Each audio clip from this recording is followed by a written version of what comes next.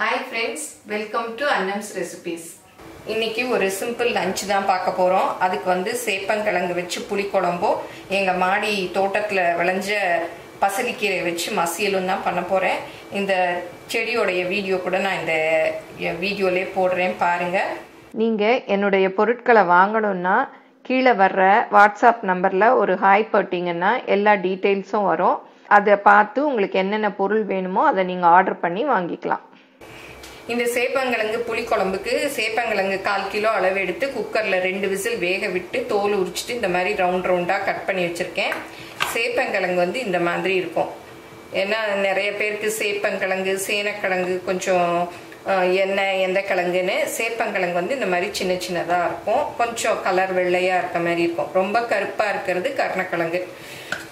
நறுக்கி வச்சுருக்கேன். அப்புறம் அதுக்கு தேவையான தக்காளி, புளிக்குழம்பு தான் வைக்க போகிறேன். சின்ன வெங்காயம், பூண்டு, கருவேப்பிலை, புளி கொஞ்சம் கரைச்சி வச்சுருக்கேன். அப்புறம் தாளிக்கிறதுக்கு அப்புறம் வந்து சாம்பார் பொடி, மல்லிப்பொடி, கொஞ்சம் குழம்பு திக்காக இருக்கணும் இல்லையா. சிலர் வந்து தேங்காய் கூட அரைச்சி ஊற்றுவாங்க. நீங்கள் வேணும்னா அரைச்சி ஊற்றிக்கலாம். நான் இன்னைக்கு பிளைனாக தான் வைக்க போகிறேன். இந்த கிழங்கு சேப்பங்கிழங்கு வந்து வாய்வு அதிகம், அதனால நிறைய பேர் சேர்க்க மாட்டாங்க. கொஞ்சம் நம்ம பெருங்காயம் சேர்த்துட்டோம்னா வாய்வு குறைஞ்சிரும். இது ஜிபிசியோடைய அந்த கிரானியூல் பெருங்காயம், அதுதான் இன்னைக்கு வந்து நான் இந்த குழம்புக்கு போட போகிறேன்.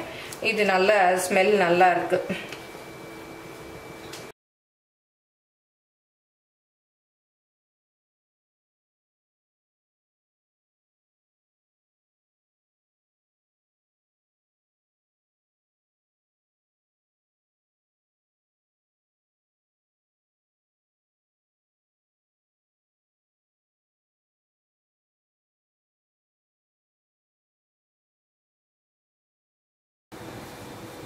கீரை மசியல் எப்படி செய்யறதுங்கிற வீடியோ முதல்ல போட்டிருக்கேன். இந்த பருப்பையும் இதில் ஊற்றிக்கலாம். நான் இன்னைக்கு குக்கரில் தான் வைக்க போகிறேன். அப்புறம் இந்த சீரகம், பூண்டு, அப்புறம் நறுக்கி வச்ச கீரை,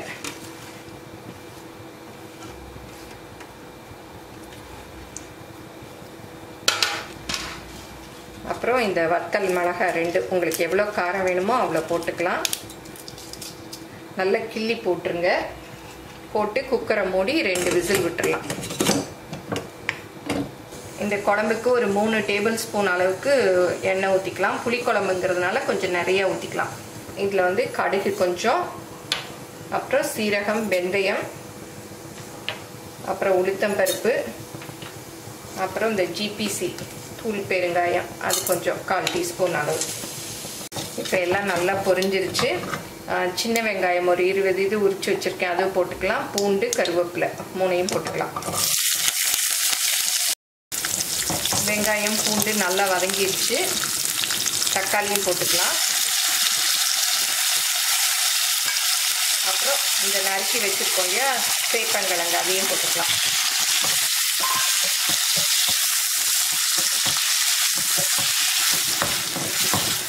இப்போ எல்லாம் கொஞ்சம் வதங்கிடுச்சு. நம்ம சாம்பார் பொடியெல்லாம் போட்டுடலாம்.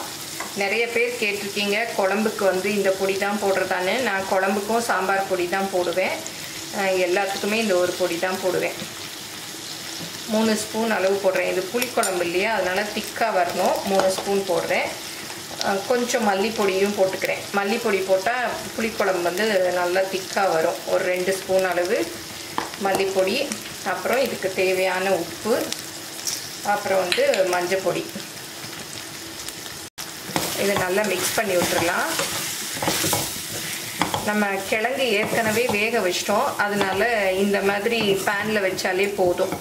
அது அப்படியே அந்த மசாலாலாம் சேர்றதுக்காக தான் இந்த அடுப்பில் குழம்பு வச்சிட்ருக்கேன். இங்கே வந்து கீரை முடிஞ்சிருச்சு. பக்கத்து அடுப்பில் சாதம் வெந்துட்டுருக்கு பாருங்கள். 3ம் அப்படியே எல்லாம் ரெடி பண்ணி வச்சுக்கிட்டோம்னா டக்குன்னு சிம்பிளாக சமையலை முடிச்சிடலாம். ஒரு 1/2 மணி நேரம் இருந்தால் போதும். இப்போ புளி கரைச்சி வச்சுருக்கேன் இல்லையா, அதையும் ஊற்றிக்கலாம்.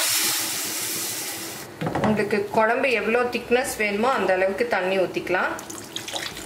இப்போ நல்லா மிக்ஸ் பண்ணி விட்டுறலாம். நீங்கள் தேங்காய் அரைச்சி ஊற்றுறதா இருந்தால் இந்த ஸ்டேஜில் ஊற்றிக்கணும்.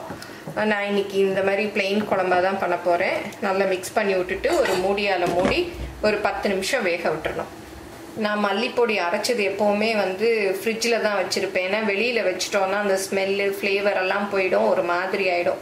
நம்ம ஃப்ரிட்ஜில் வச்சுக்கிட்டோன்னா நல்லாயிருக்கும். இப்போ திறந்து பார்க்கலாம்.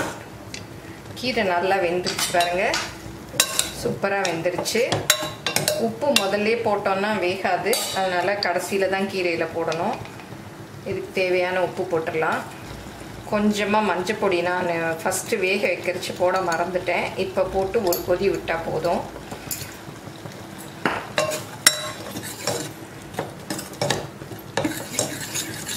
பாருங்க, நல்லா இந்த மாதிரி குழிக்கரண்டி வச்சு மசிச்சு விட்டிங்கனாலே நல்லா மசிஞ்சிரும். போதும், இறக்கிடலாம். அந்த உப்பு எல்லாம் கரைஞ்சி அந்த மஞ்சள் பொடி நல்லா ஒரு கொதி வந்ததுன்னா அடுப்புலேருந்து இறக்கிடலாம். இப்போ 10 நிமிஷம் ஆச்சு, திறந்து பார்க்கலாம். நல்லா இப்போவே பாருங்கள் எண்ணெய் எல்லாம் அப்படியே ஓரத்தில் வந்திருக்கு. கடைசியாக கொஞ்சம் எண்ணெய் ஊற்றினா இன்னும் குழம்பு நல்லாயிருக்கும். நல்லெண்ணெய் ஊற்ற போகிறேன். இப்போ ஒரு 2லேருந்து 3 ஸ்பூன். நான் இது குட்டி ஸ்பூன்னு, அதனால் இவ்வளோ ஊற்றுறேன்.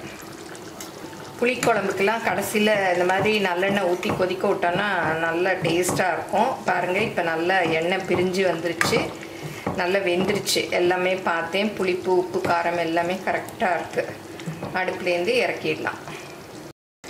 பாருங்கள், தேங்காயெல்லாம் கூட நான் அரைச்சி ஊற்றலை, நல்லா திக்காக இருக்குது பாருங்கள் குழம்பு. அந்த கிழங்கே கொஞ்சம் கரையும் இல்லையா, அது மல்லிப்பொடியெல்லாம் போட்டதுனால நல்லா திக்காக இருக்குது. இப்போ போதும், அடுப்புலேருந்து இறக்கிடலாம். லாக்டவுனுக்கு சேப்பங்கிழங்கு புளிக்குழம்பும் கீரை மசியலும் பண்ணியாச்சு. இந்த லாக்டவுனுக்கு வீட்டில் விளைஞ்ச கீரையே வச்சு நான் நிறைய நாள் ஓட்டிட்டேன். இந்த மாதிரி வீட்டில் கீரையெல்லாம் நம்ம வளர்த்தோன்னா நமக்கு வந்து டக்குன்னு நமக்கு காய்கறி கிடைக்கலன்னா இந்த மாதிரி யூஸ் ஆகும். இப்போ கூட குழம்பு வைக்கிறச்ச கருவேப்பிலை இல்லை, லாக்டவுன்னால காயெல்லாம் ரொம்ப வாங்காதனால கருவேப்பிலையே கிடைக்கல. மாடியிலேருந்து தான் கொஞ்சம் பறிச்சுட்டு வந்து அதை போட்டோம். இது வந்து பங்கனப்பள்ளி மாம்பழம் எங்கள் வீட்டு ரோட்லேயே போச்சு. எங்கள் வீட்டு ரோட்டில் ஒருத்தர் ரெகுலராக ஒரு படக்காரர் வருவார், வாரம் அவர் தான் கொண்டு வந்தார். சூப்பராக இருந்தது. 1 கிலோ 50 ரூபா தான். 2 கிலோ வாங்கினோம், வந்து சாப்பிட்டாச்சு. என் பையன்தான் இன்றைக்கி வந்து மேங்கோவில் லஸ்ஸி போட்டு பார்ப்போம்மா, நல்லா இருக்கு இனிப்பா அப்படின்னு சொன்னால், சரி அப்படின்னு சொல்லிட்டு போடுவோன்னு எடுத்து வெளியில் ஃப்ரிட்ஜிலேருந்து எடுத்து சரி உங்களுக்கும் காமிப்போன்னு வச்சுருக்கேன். இது வந்து நறுக்கினது, காலையிலே நறுக்கி வச்சு சாப்பிட்றோம். ஏன்னா இனி வந்து மாம்பழ சீசன் ஓஞ்சு போயிடும். இப்போவே சாப்பிட்டுட்டா தான், அதுவும் இப்போ வர்ற மாம்பழம் தான் வந்து நல்ல இனிப்பாக இருக்கும். ஃபஸ்ட்டு மாம்பழத்தையும் சீனியும் இந்த பிளெண்டரில் போட்டு நம்ம வந்து அரைச்சிக்கலாம். ஏன்னா சில சமயம் ஊற்றிட்டோம், தண்ணி ஊற்றிட்டோன்னா மாம்பழம் அரைப்படாது.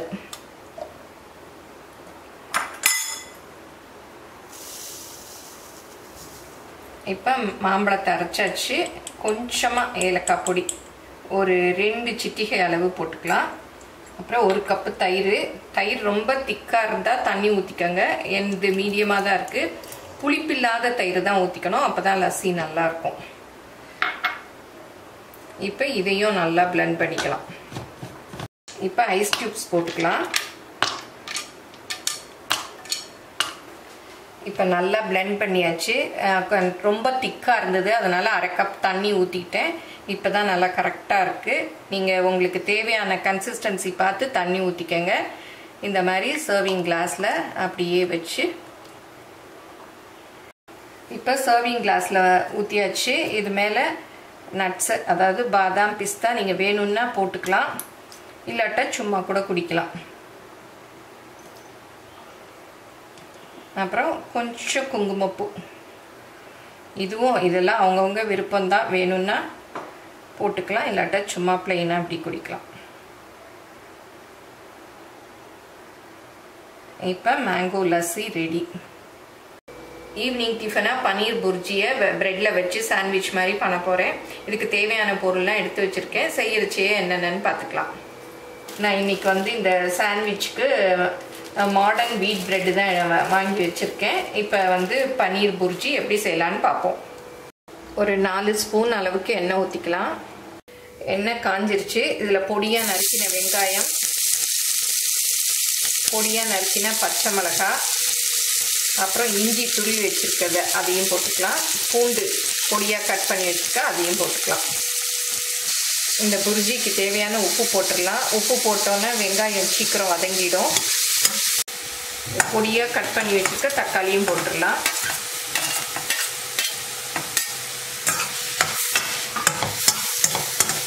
தக்காளிலாம் வந்து பொடியாக கட் பண்ணிக்கணும். அப்போ தான் வந்து பன்னீரோட சேர்ந்த மாதிரி இருக்கும். இப்போ பொடியெல்லாம் போட்டுடலாம். தனி மிளகாய் பொடி ஒரு அரை டீஸ்பூன் அளவு போடுறேன். ஏன்னா பச்சை மிளகாய் 3 போட்டிருக்கேன். நீங்கள் எந்த காரம் உங்களுக்கு வேணுமோ அதை கூட்டி குறைச்சி போட்டுக்கலாம். அப்புறம் மஞ்சள் பொடி, பச்சை மிளகாய் பிடிக்காதவங்க மிளகாய் பொடி மாத்திரம் போட்டுக்கலாம். அப்புறம் கரம் மசாலா கொஞ்சம், அப்புறம் ஜீரகத்தூள் கொஞ்சம், எல்லாம் ஒரு 1/4 டீஸ்பூன் அளவு போட்டுக்கலாம். இப்போ இது எல்லாத்தையும் நல்லா மிக்ஸ் பண்ணி விடணும். இப்போ வெங்காயம் தக்காளி எல்லாம் வதங்கிருச்சு. 200 கிராம் பன்னீர் அதையும் போட்டுக்கலாம். இதை நல்லா மிக்ஸ் பண்ணி விட்டுறணும். கடைசியாக கொஞ்சம் பெப்பர் பவுடர் போட்டால் கொஞ்சம் நல்லா ஃப்ளேவர் நல்லா இருக்கும். வேணும்னா போடலாம், இல்லாட்டா சும்மா கூட அப்படியே விட்டுடலாம். நல்லா மிக்ஸ் பண்ணி விட்டுறணும். இப்போ பன்னீர் புர்ஜி ரெடி ஆயிடுச்சு. இப்போ இந்த கொத்தமல்லி மேலே போட்டுடலாம்.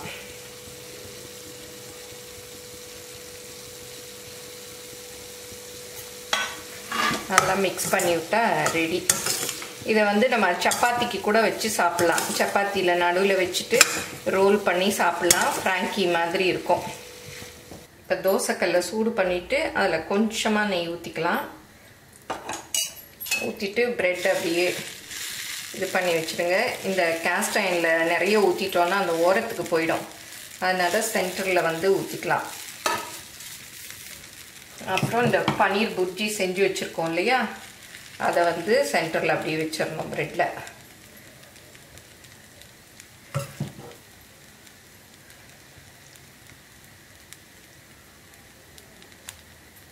வச்சுட்டு இது மேலே இன்னொரு ஸ்லைஸ் ப்ரெட்டை வச்சு மூடிடணும். நீங்கள் சாண்ட்விச் மேக்கர் இருந்தால் கூட அதில் பண்ணிக்கலாம். நான் வந்து இன்றைக்கி எனக்கு அதில் எடுத்து செய்ய போர் அடிச்சுது. சரி இந்த மாதிரி செய்வோம் அப்படின்னு பண்ணியிருக்கேன். இது மேலே கொஞ்சம் நெய் ஊற்றிக்கலாம். நீங்கள் பட்டர் இருந்தாலும் பட்டர் ஊற்றிக்கலாம். இப்போ ஒரு பக்கம் நல்லா டோஸ்ட் ஆகிருக்கும். இதை அப்படியே மெதுவாக இன்னொரு பக்கம் திருப்பி போட்டுடலாம். அதே மாதிரி இதையும்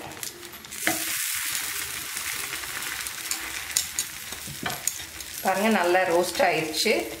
இன்னும் அந்த பக்கமும் கொஞ்சம் நேரம் விட்டுட்டு எடுத்துடலாம். இப்போ அந்த பக்கமும் வெந்திருக்கும், எடுத்துடலாம். ரொம்ப விட்டோன்னா கருகிடும்.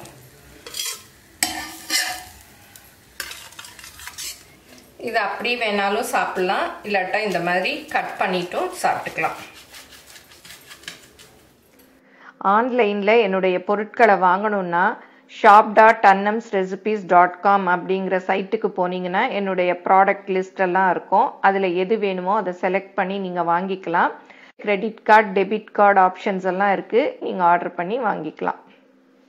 இன்னைக்கு இந்த vlog இதோட முடியுது. உங்கள் எல்லாருக்கும் பிடிச்சிருக்கும்னு நினைக்கிறேன். பிடிச்சிருந்தா லைக் பண்ணுங்கள். எங்கள் சேனலை மறக்காமல் சப்ஸ்கிரைப் பண்ணுங்கள். தேங்க்யூ.